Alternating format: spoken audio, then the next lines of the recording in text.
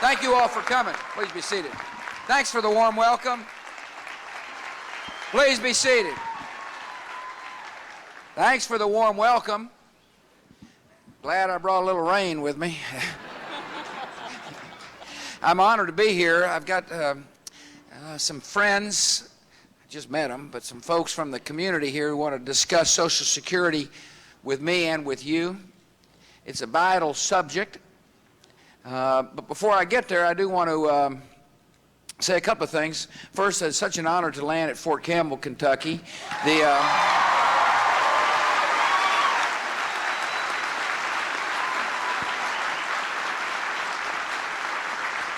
I say honor because that base houses some of the finest men and women our country have ever known.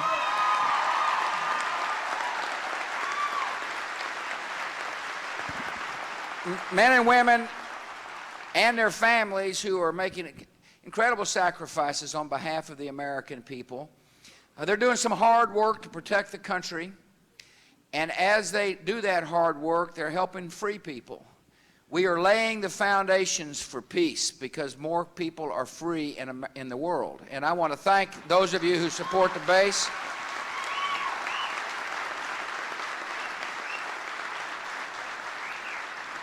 Freedom is on the march.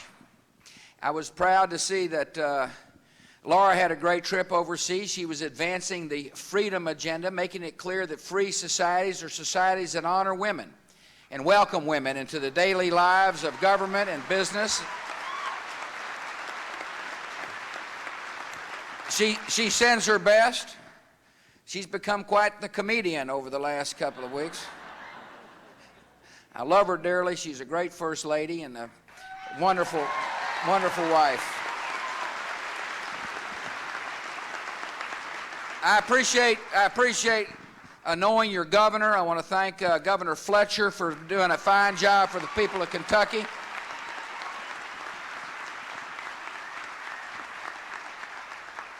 I know Congressman Ed Whitfield is traveling. But I think he sent his mom and dad here. Mr. and Ms. Whitfield, thank you all for coming. There you are. Great to see you all.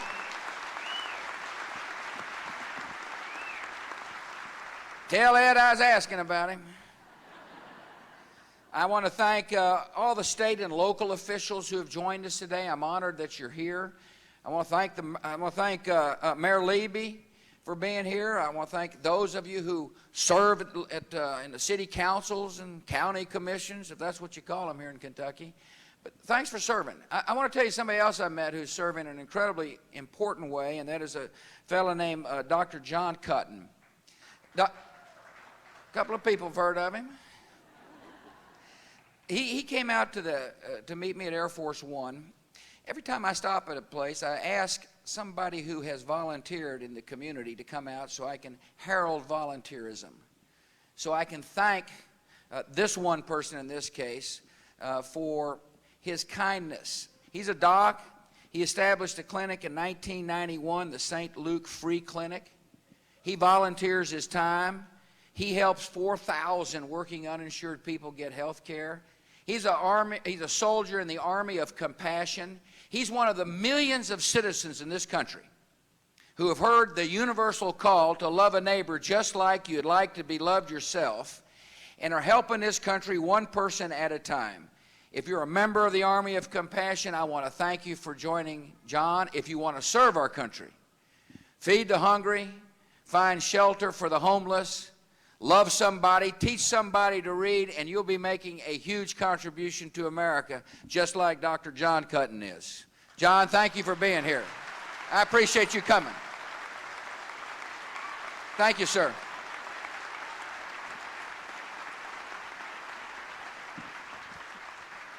We got a lot to do in Washington, D.C., and there's too much politics up there. Pure and simple.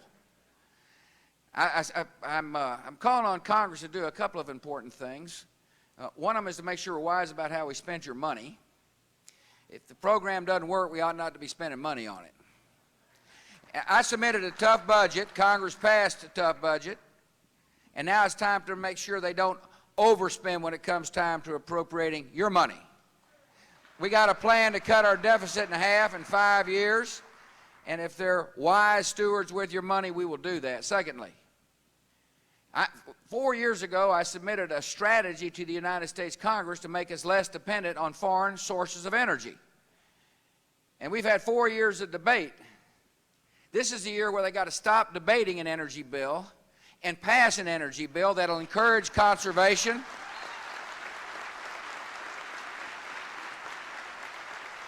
a bill that'll encourage conservation, and a bill that'll modernize the electricity grid, a bill that'll spend money on clean coal technology. We've got a lot of coal in America. We can use technology to make sure we burn it cleanly. We got to explore for oil and gas in environmentally friendly ways. We got to spend money to use ethanol so we can use ethanol and biodiesel. We got a plan that'll make us less dependent on foreign sources of energy. Listen, I understand people are paying higher prices at the gas pump. I know that you're paying that tax. It's like a tax that goes, that money is, and it's up because we're dependent. And the more dependent you are on somebody else's energy, the more likely it is you're going to pay a higher price for it. And so I put a plan up there to get us to diversify away from the old habits and the old ways. Bill passed the House. It passed the Senate committee. Now on the floor of the United States Senate, for the sake of economic security and national security, the Senate's got to get that bill passed. The House and Senate have got to reconcile their differences and get me a bill I can sign by August of this year.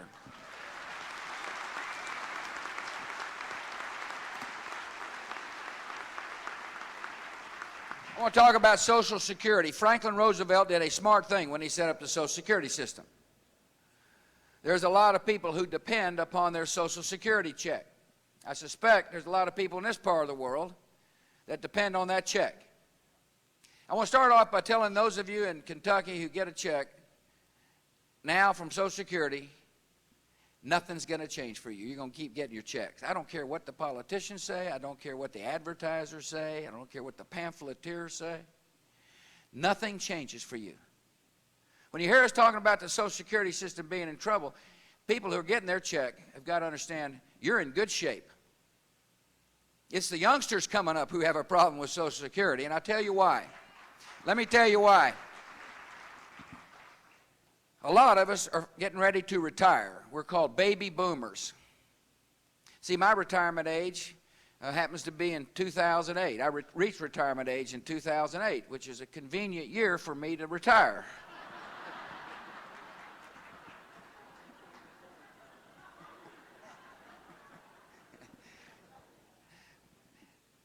And there's a lot of baby boomers. And we're living longer than the previous generation. So you're beginning to get a sense of the new math. Baby boomers, I think when we fully retire, it's going to be about 73 million of us that the younger people are going to have to pay for. Right now, there's a little over 40 million retirees. So there's a whole lot of new retirees getting ready to retire soon who are living longer, which means younger folks are going to have to keep paying for us longer and longer, and we've been promised greater benefits.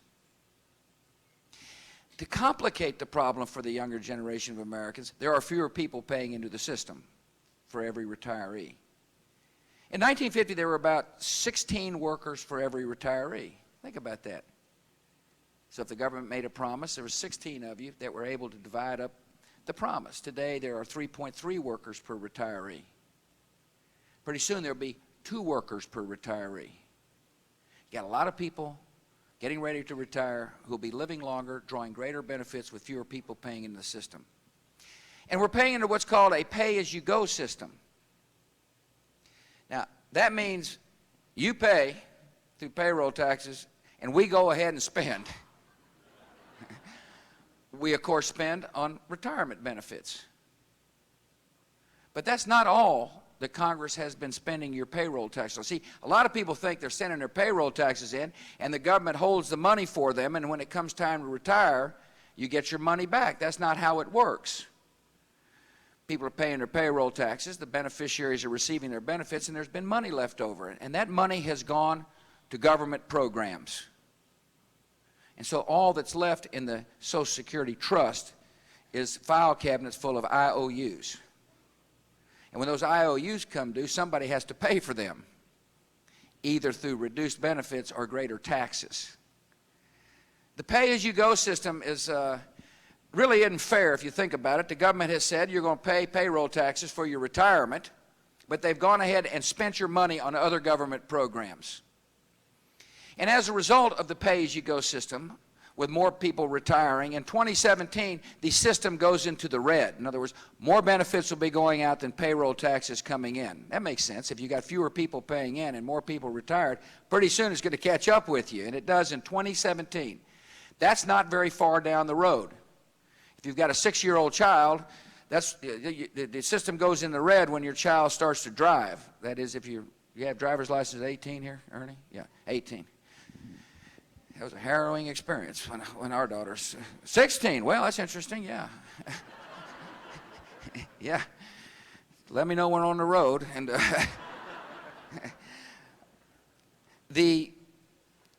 and every year thereafter, the system gets worse because more people are getting benefits and they're living longer.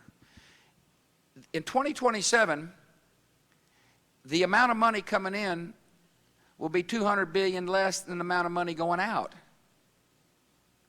Every year it gets worse from 2017 on. In 2032, I think it is, you get $300 billion a year. In other words, we're piling up an unsustainable system for younger workers. You got younger workers paying into a system that is going to go bankrupt in 2042 unless we do something about it. So I saw a problem. If you take an objective look at the math, you can't help but see a problem. There's no problem for people who are getting their check today. If you get your Social Security check here in Kentucky, you don't have a problem. But if you've got a grandchild, you do have a problem, or at least that grandchild does. And so I decided to put the issue up for discussion in Washington. I'll tell you why I did. The job of the president is to confront problems, is to deal with problems, not pass them on to future presidents or future Congresses. That's the job of the President of the United States.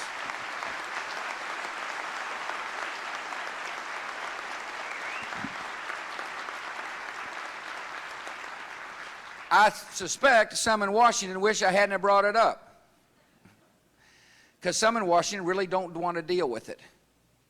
But every year we wait, we're saddling a younger generation with about $600 billion in costs. I mean, it's conceivable if we don't do anything that the payroll tax will have to go to 18% in order to fulfill the promises for the baby boomers. And I don't think that's fair to a younger generation of Americans not have political courage and deal with the problem and pass on the problem to them. I just don't think it's right. And so I've been traveling the country, spending a lot of time trying to impress the folks with two things right off the bat. One, we've got a serious problem. And if we don't do anything about it, we're saddling a young generation with a huge problem. And two, if you get your check, nothing's going to change. I keep saying that because I understand the politics of Social Security. If you don't want it to get anything done, all you got to do is go around the country trying to scare seniors. And then the seniors will say to the members of Congress, please don't do anything. And so I'm going to spend a lot of time convincing seniors nothing changes. And convincing folks there's a problem, because once the people realize the problem, then the next question they ask to their elected representative is, we've got a problem, and I've sent you up to Washington to solve problems, and so what are you going to do about it? See, instead of just sitting up there, why don't you work with the president to see if you can't come up with a solution? I also have a duty to lay out some ideas, and so I have done so. I have suggested the following principles. One, that future generations should receive benefits equal to or greater than the benefits enjoyed by today's seniors. That makes sense to say to somebody who's paying in a payroll tax, if you're a youngster, you're paying in, the system ought to at least yield benefits equal to or greater than the baby boomers, for example. Secondly, I believe the system, I know the system, can be designed so that someone who works all their life does not retire into poverty. That seems to make sense. You got a lot of people working hard in America, and they're contributing to the Social Security system, and when they retire into poverty. To me, that's a system that is a flawed system. And so therefore I supported an idea what's called progressive indexing. That's long Washington words for this. Right now, benefits rise at the rate of wage increases. And so I propose that the poor Americans, those at the lower end of the income scale, have their benefits continue to rise with wages. And at the upper income folks, have their benefits rise with inflation. In other words, all benefits go up. One set of benefits faster than others. And if we are able to implement that plan, that solves a significant portion of the solvency issue for Social Security. Just think about that. By slowing down the rate of benefit growth, benefits still grow, but at a slower rate, a rate at which government can now afford, a younger generation can afford to pay in, at a slower rate. We've solved a lot of the Social Security problem. And so I put that on the table for people to consider. To me, it makes sense. To me, it's fair. Benefits go up. Certain people's benefits will go up faster than others depending upon their income level.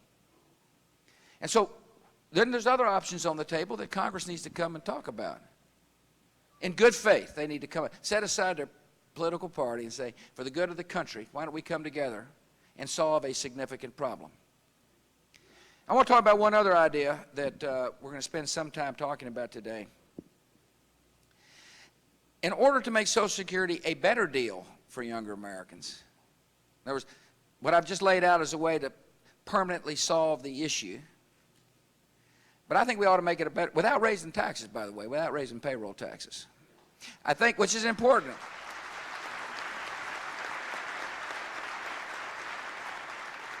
I think we ought to let younger workers, if they decide, if they say, this is something I'd like to do, is to take some of their own money that they're paying into the system through the payroll tax and set that money aside in a voluntary personal savings account. Let me tell you why it'll be a better deal. And we're going to spend some time talking about this. Money grows over time. You hold money and you get a decent rate of return on that money, it tends to compound. It grows. The growth accelerates. That's just how it works. It's called the compounding rate of interest. Right now, when we collect your money, if you're a youngster out there working hard and paying the system, you'll be displeased to know you get about a 1.8% return on your money, which is pitiful rate of return. Heck, you can put your money in T-bills and do better than that. I think we ought to allow younger workers to take some of their own payroll taxes. Remember, it's your money and not the government's. And set it aside and be able to invest in a conservative mix of bonds and stocks, if that's what you choose to do. I recognize some people that makes them nervous in America. You don't have to do it. It's a voluntary idea. In other words, if you say, here's your option if this is what you think makes sense.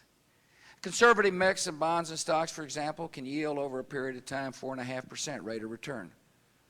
And that difference between the 4.5% somebody gets or the 1.8% you're now getting over a 30-year period is a lot of money. It's a lot of money. And so when I say better deal, it's a better deal for somebody to earn better interest on their own money. That makes sense. I mean, we tried it before, by the way.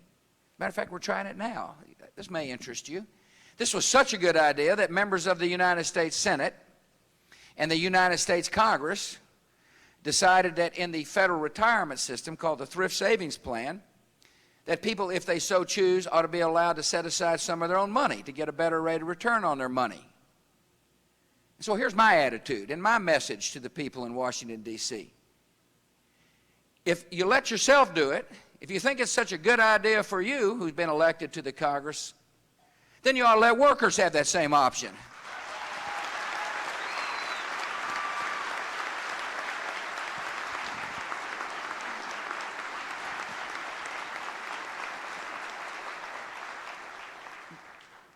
The personal savings account, the voluntary personal savings account, would be a supplement to your Social Security check. It would be a part of a Social Security system. It's not the Social Security system. The government's going to say you can't put all your payroll tax. You can put a portion of your payroll taxes, and so you'll end up with something in the Social Security system, as well as your own nest egg that the government cannot take away. It's your own nest egg that the government can't spend on other government programs. It's your money.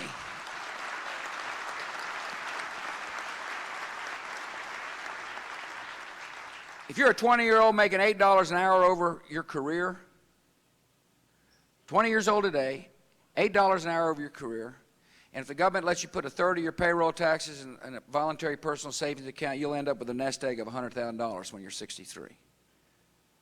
If you're a police officer and a nurse who start working in 2011 and you work your entire careers, when you retire, both of you will have a combined nest egg of $669,000 as part of your retirement package. That's how money grows.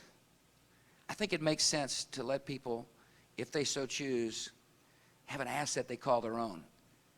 It's beneficial for society.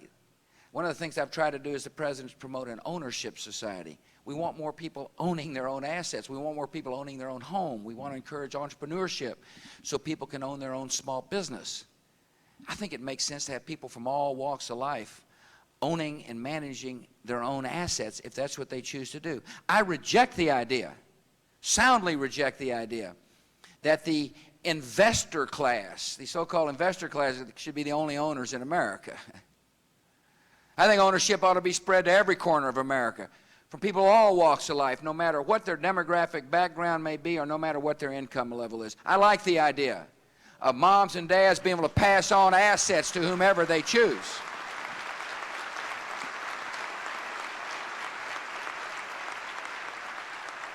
A couple of other things. I'm getting a little windy, aren't I? A couple of other things. Thank you.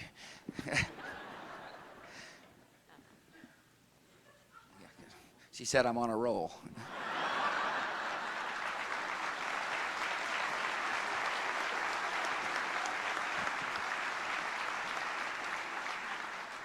Just a couple of other points I want to make, and then we'll go to some of our guests here. Not some of our guests, all our guests. First of all, there are rules. In other words, people say to me, well, you know, what happens if somebody makes a risky investment? The idea of having a voluntary personal savings account does not allow for, you know, you can't take your money to the lottery or the track. There's a conservative mix of bonds and stocks. By the way, this happens all the time in our society where people are given some options in a rather conservative mix. It doesn't take much to get a better rate of return the government gets for you. Now, I was kind of with John McCain on one of these events one time. He said he thought, as he remembered, he got about a 7% rate of return on the conservative mix of bonds and stocks that he has held for about 20-something years. You put 7% onto a pretty good size of money, that grows rather quickly, and it's your money. And so there'll be rules.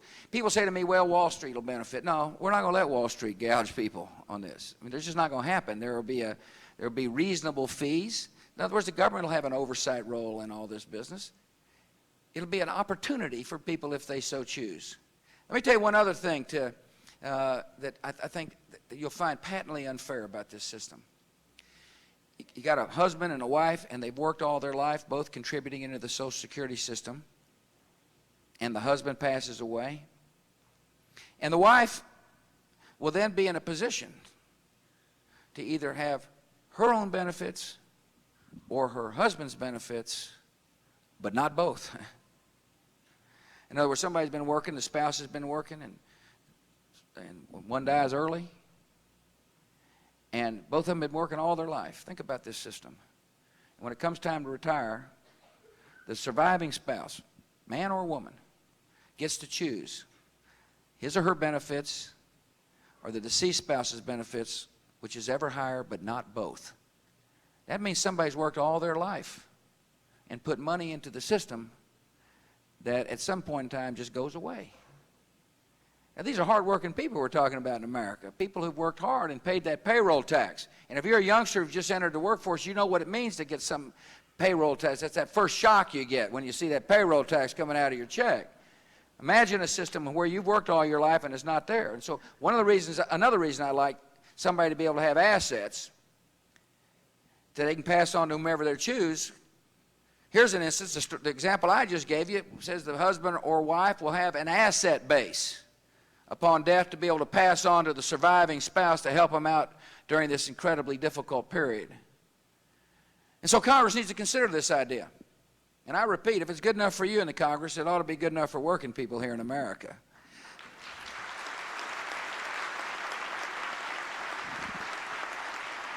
Rick Paxton. Welcome, Rick. Thank you. Where do you live? Yes, sir. I live right here in Hopkinsville, Kentucky. Yeah. Good place to live, isn't it? It's a wonderful place to live. Thanks for coming. Tell everybody what you do. I'm a financial consultant with Hilliard Lyons, have been for the last 15 years. Good. I ask on these panels, I always ask somebody who to come who knows what he or she is talking about, an expert. Uh-oh. Usually it's a PhD. I know you're not one. And I like to tell people, he's a PhD, I'm a C student, was a C student, and look who the advisor is. So all you C students out there, work hard, but there's hope for you.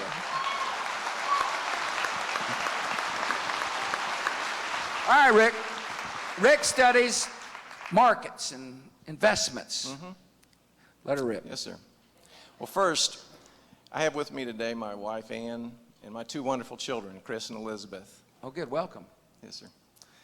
And on behalf of my children, I just want to thank you for being brave enough to take this on. I know it's politically been a thing that's been talked about. I can remember 30 years ago in a college economics class, the professor talking about the coming problem because of our generation, the baby boomers. Yeah. And I just want to commend you for taking this on. Well, thanks, Rick. You're kind to say that. Thank you.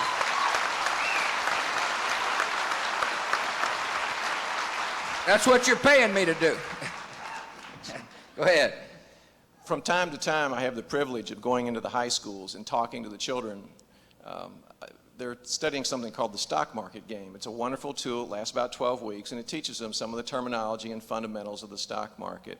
But while I'm there, I always take time to stress to them the importance of compounding that you just spoke about. And I use an illustration of a fund that's been around over 70 years, and the average annual return is 13%. And as I talk to them, I begin to paint a picture, and I'll ask them, okay, after you get out of school, do you think you could afford to save $25 a week? And they'll look at me and say, yes, I think we could. Well, that's how much a month, and the obvious math is about $100 a month, $1,200 a year, and in your lifetime, you will have saved $54,000. And then I'll ask them, do you know what that would turn into if you put it in that fund and compounded it over the, say, from 20 to 65 to 45 years? And they'll look at me, and a brave kid will say 100,000, and somebody will say 200, and then eventually somebody gets brave enough to say 500,000. The answer to the equation is $2,248,000. That is the power that you want to give our children, and I thank you. Yeah, that's interesting. I hope everybody understands what he's saying. If you keep your money and it grows, it tends to it accelerates. It snowballs, I guess. It's not very sophisticated terminology, I recognize. That's very good. But thank you. Well, did pay attention to some courses. Anyway, but it grows. You told me an interesting story about some of the seminars you conduct. Yes, sir. One of the jobs that I have is to go into companies and work on the retirement plans with them, and we address rooms of people who are planning for their retirement and enrolling in the retirement plan. For 15 years I've been doing this, and the first question I ask them, and have for 15 years, is there anybody in this room who thinks that they'll be able to depend on their Social Security when they get there? Do you think it'll be there for you in retirement? And in 15 years, I've never had a hand go up. Interesting, isn't it? Think about a government that has this program where we're taking a lot of money out of your pocket. And he goes in a room and says, anybody think they're going to see a check? These are younger workers he's talking to, or think the system will be there for them. And they don't raise their hand. Government must build trust.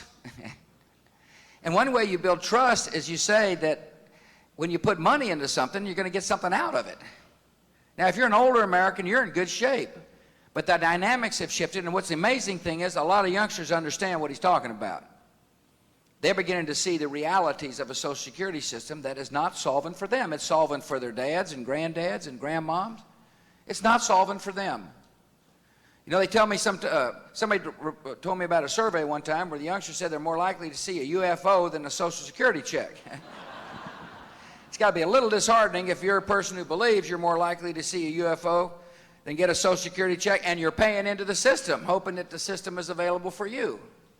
And that's why I keep trying to explain to people, or do explain to people, this is a generational issue. Grandmoms and granddads ought to be worried about their grandchildren coming up and putting money in the system that's not going to be available for them. What else you got? I got a question for you. I got an interesting... You know, what's interesting about our society, and there's some concern, I readily understand it, that people are nervous about maybe investing their money, particularly older Americans that aren't used to it. But think about what's taking place in society today. 401ks. You look like a kind of an older fellow. Were you a 401k when you were 20 years old? I wish they were around then. Yeah. 401ks are investment vehicles for workers to watch their own money grow. It's part of retirement. A lot of people have them. I was in an automobile factory in Mississippi, talking to line workers. I said, how many of you all watch your own money grow or make investment decisions for your money through a 401k plan in this plan? I'm telling you, hands went up. A lot of hands. People from all walks of life. A culture has changed. We got investors now all across America. Yes, People sir. from all walks of life learning to invest. IRAs. I'm sure you're Yes, sir. spending a lot of time on that. Sure. So when you hear people say, well, I'm not so sure if America's ready for this, two things come to my mind. One, a lot of Americans already are watching their own money grow. And two, you can learn pretty quick when you're watching your own money. You know what I'm saying? Mm-hmm. You ask a lot of questions when it's your money, and you learn really fast. And so, Rick, thank you for coming. I appreciate it. You're welcome, sir. We've Thank got you. Clay Walton speaking about younger America. I don't know about UFOs and Social Security checks, but I do know you're a farmer. Isn't that right? That's right. We'll say something then. That's correct. Okay, what do you farm? I'm from here in Hopkinsville. And like what crops? I grow alfalfa hay. Very good. Market all right? I shouldn't have asked that. It's never all right if you're a farmer, is it? You can buy some if you want. Yeah, right. Well, take it back to Crawford.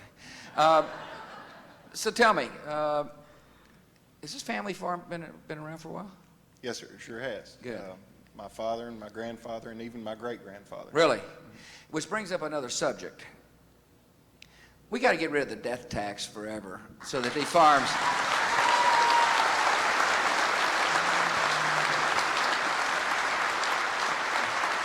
We want to keep this asset in this man's family.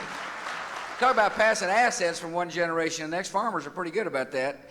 It doesn't make sense to tax a person's assets twice, when you're living and then when you die. And anyway, sorry to interrupt. It's just a thought that popped into my head. It happens occasionally. What's your concerns on Social Security? Well, my concerns is, you know, being a farmer, Social Security is really the only thing I have. Nobody offered me a 401k, you know, or anything when I started farming. And, you know, I'm paying into it all these years, and I'm really counting on it. And, you know, I would kind of like it to be there when I retire. Interesting, isn't it? Here's a sole proprietor, kind of a man out there on his own, and he's paying into the system. And it sounds like to me, I don't want to put words in your mouth, but it sounds like you might be a little nervous about whether it's going to be there. Oh, absolutely. Yeah. Congress has got to understand you got a 29-year-old farmer working hard, putting money in the system. He's sitting right up here in front of all these cameras saying, I'm not so sure the system's going to be there for me. That's the problem. And that's the problem that I'm going to spend whatever time is necessary talking about to get the folks up there to get something done on behalf of this good man. He works hard enough.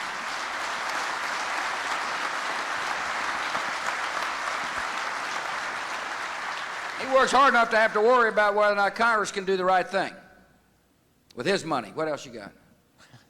I have a new wife. Well, that's a good move. That's the smartest thing you did. Good. I'm looking forward to meeting her. All right, you will. So have you ever thought about the personal accounts at all? Has that thought ever?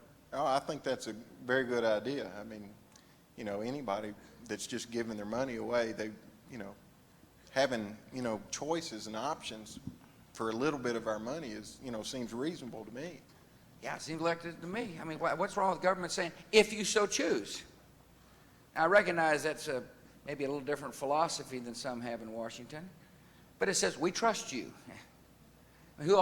After all, who should government trust? Government ought to trust the people. That's how this government's formed. That's the strength of our country, is trusting people And after all, we're trusting with your own money. You said you're working hard, you're paying in the system. I just want you to recognize, I recognize whose money it is. It's not the government's, it's yours. You're doing fine. Is it raining enough for you? It's growing a little bit more now. That's good. All right, Erica, good job. When were you married, by the way? A little over 6 months ago. Should have invited me. It's never too late. Get a couple of matchbooks or something, you know. Erica Campbell, thank you. Good job. Erica, welcome. Hello. What do you do? I'm a full-time nursing student and part-time medical assistant at OBGYN Associates. Awesome. Need a little medical liability reform in Washington, D.C., by the way, to keep Yes, these we do. OBGYNs in practice.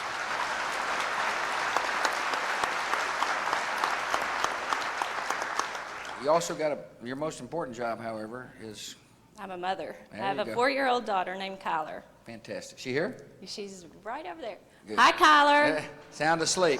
Asleep. Okay. Laura told me not to talk too much, and I put her asleep, didn't I? I love the story, by the way. Here's a single mom working hard, working a job, 2 jobs, mom first. What'd you say you were? OBGYN? Medical assistant Medical and a assistant. full-time nursing now student. going to student, becoming a student, which is great. I appreciate you doing that. It's you're doing your duty. Now, here you are talking about Social Security. Give me some thoughts. Well, I know that likely it's not going to be my main source of income whenever I go to retire. And so I've already taken action and started a 401k, and I've got money that I've invested in that. And I know that I need to be very wise with my money right now. So I've invested some in an educational IRA for Good. Kyler, so that hopefully if I'm still on my own whenever she hits college age, that I'll be able to do it. But Let me stop you right there real quick. Isn't it interesting? A mom sitting here talking about a 401k or an IRA. These are investment vehicles that encourage people to save their own money. Now tell me what it's like on a 401k. I mean, do you get a monthly statement?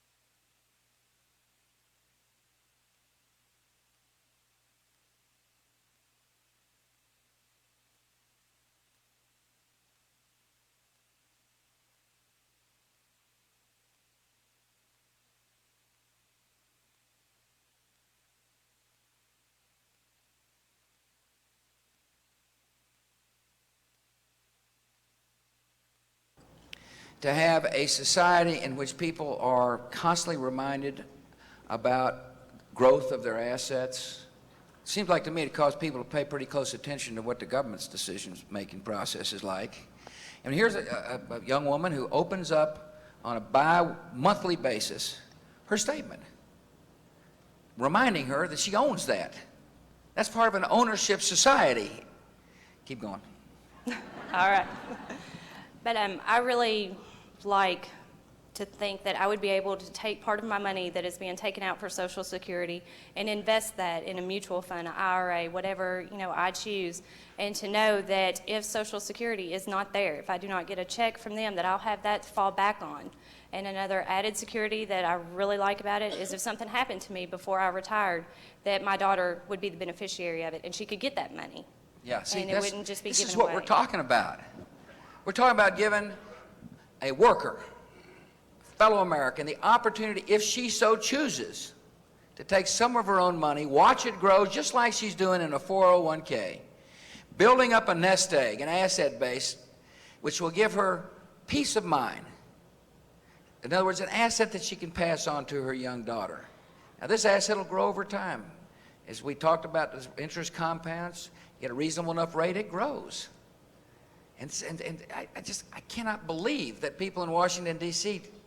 don't understand the power of this idea for a person like Erica, and wouldn't be willing to give Erica the opportunity, if she chooses, her choice, to set aside some of her money, just like she just said she wants to do. And, is it hard to invest? I mean, people, I hear people say, well, it may be too difficult. I did it. I didn't think it was too hard. And I'm not a rocket scientist, but, it's whenever you sign up for your job, if they just set it down and explain it to you right then, and you sign up for it, and you don't have to do anything else. See, if there's you don't plenty want of to. help. And you got advisors, people who are going to, these 401k plans, for example, and there'll be a whole group of people that'll be available to give people reasonable advice about what to do with their own money.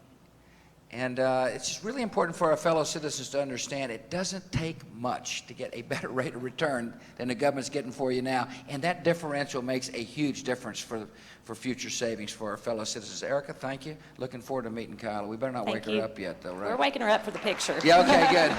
Thanks for coming. Lindsay Freeman. Lindsay, right here from Hopkinsville? Right here in Hopkinsville, 68 years. Really? And that's how old you are? Yes, sir. So therefore you were born here. Yes, sir. And you were a Major General. I retired from the Army Reserve as a Major General. Thanks for yes. serving. Good job.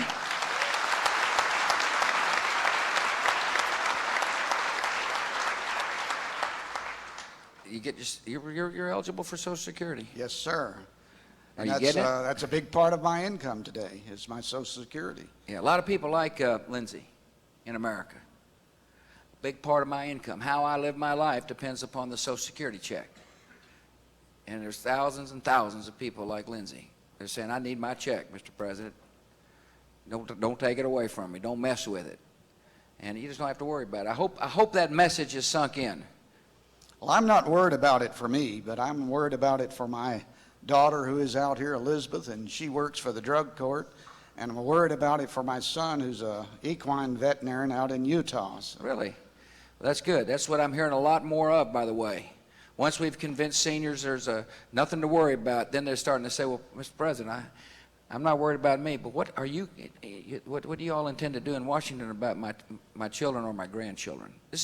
Folks, this is a generational issue we're talking about. This is an issue that really does relate to a younger generation of Americans who are just starting in the workforce and coming up.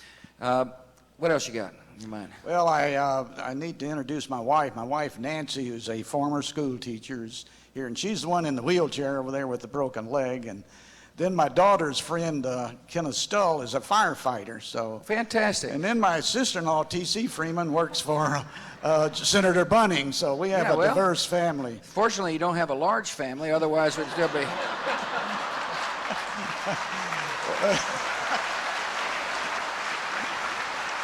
Let me say something about your wife. First of all, thanks for being a school teacher. One great way to serve our nation is to teach school, and it's a wonderful profession.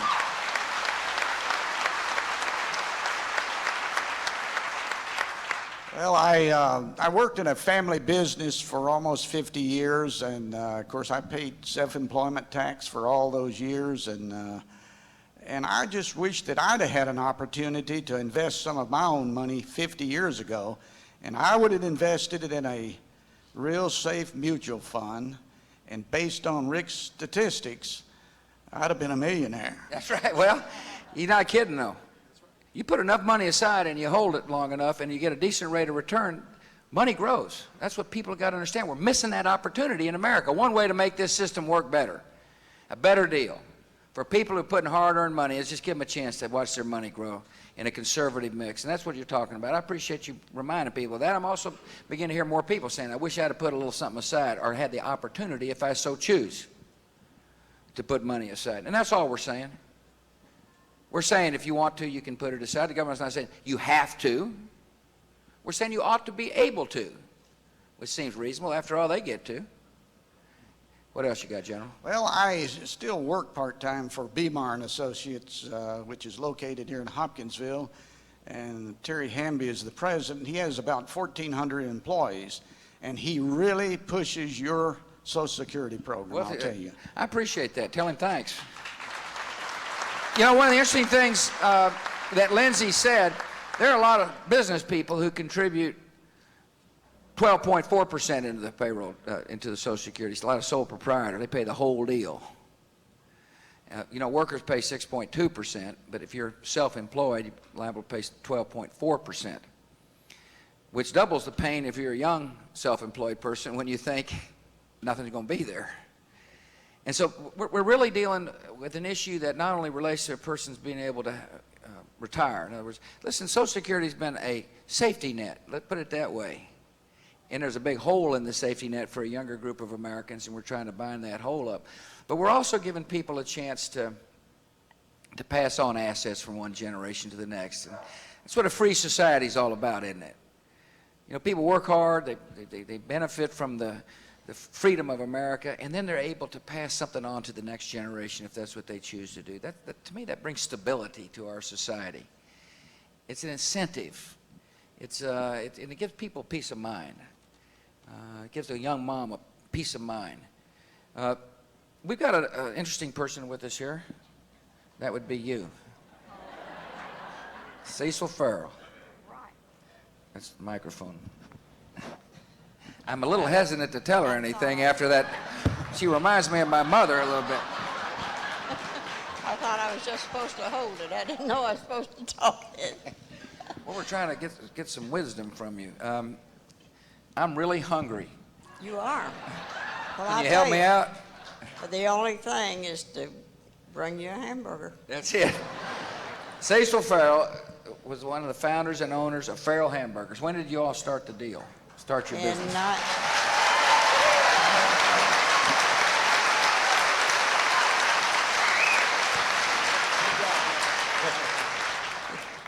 We started in Owensboro in 1929.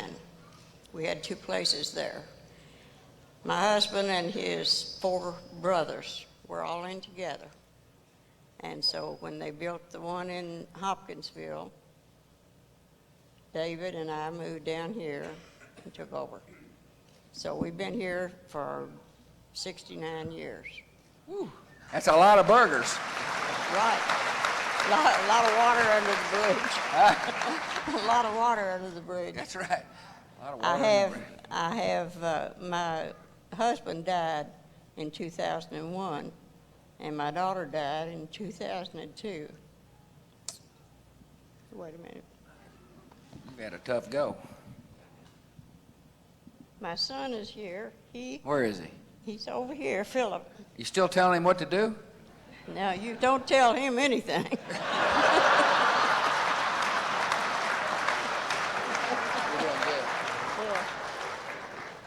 His wife's with him, Carolyn, and one of my grandsons, David, he lives in Bowling Green. He drove down. Well, that's good. Yeah, a little Just family to- reunion. Just to see you. Just to see you. I take it you're eligible for Social Security? Well, I'm getting that way. I'm 86 years old. I go to work every morning at 4 o'clock. And how about that? I stay there usually around 12 hours a day. Mm-hmm. On Monday, I go in at 3, and I stay for about 12 hours. So that's pretty full of life. I'd say so. See if we Well, can kind of we sell- tag back towards Social Security here. Okay. Well, Are you getting a check? I draw my husband's Social Security. Right. You draw the. Mine, I the- wasn't so- getting anything, so it's, Remember what I told you? She had a choice. The higher of the two. So so payroll tax you put in there, just poof, just went Yeah. away. it just went the way of the balloon. Yeah, went in to pay for some of those government programs in the pay-as-you-go system. Right. And But but I you get a think- check, right? Any doubt you'll get a check? Yeah, no, I don't have any doubt. And I think It's good to hear. I think this system that you're working up is going to work if people just get with it and hang in there with you. I think it will. I appreciate you saying that.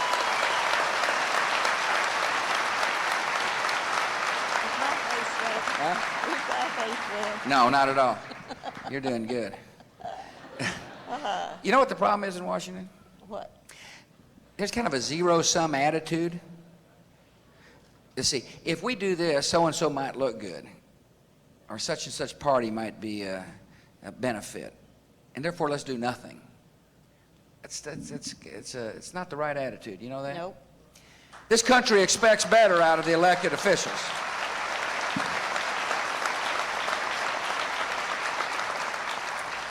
Don't you? People have to learn how to work together. Well, that's right. And my attitude is this. The president's job is to lay the problem out. I've done so here today. I will continue doing so around the country. I'm heading down to Crawford, but after that I'm going to head back out again. And I'm going to spend time talking about Social Security every week until something gets done. Because that's my job. And my job also is to remind people of both political parties that there's a time to set all that business aside and focus on what's good for the American people. And what's good for the American people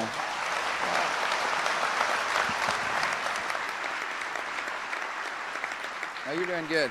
What's good for the American people is to hear the truth. The truth is we got a problem. The truth is people who've retired are going to get their checks. They have nothing to worry about. And the truth is they've got a younger generation of Americans coming up that are going to be paying into the payroll, paying through payroll taxes into the Social Security system, into a system that's going to be bankrupt in 2041. And now's the time. Now's the time for people to come together. And when they do, there'll be plenty of credit to go around. Plenty of credit for whoever's willing to come to that table and do what's right for the American people. I want to thank you all for joining us. I want to thank you all for coming out today on a rainy day to say hello. I appreciate you giving me a chance to come and explain one of the really vital issues for the United States, an issue that will affect generations of Americans to come. We're going to get something done, folks. You know why? Because when it's all said and done, the American people are going to rise up and say, solve this problem. Then you can go on to the next. Thanks for coming. God bless.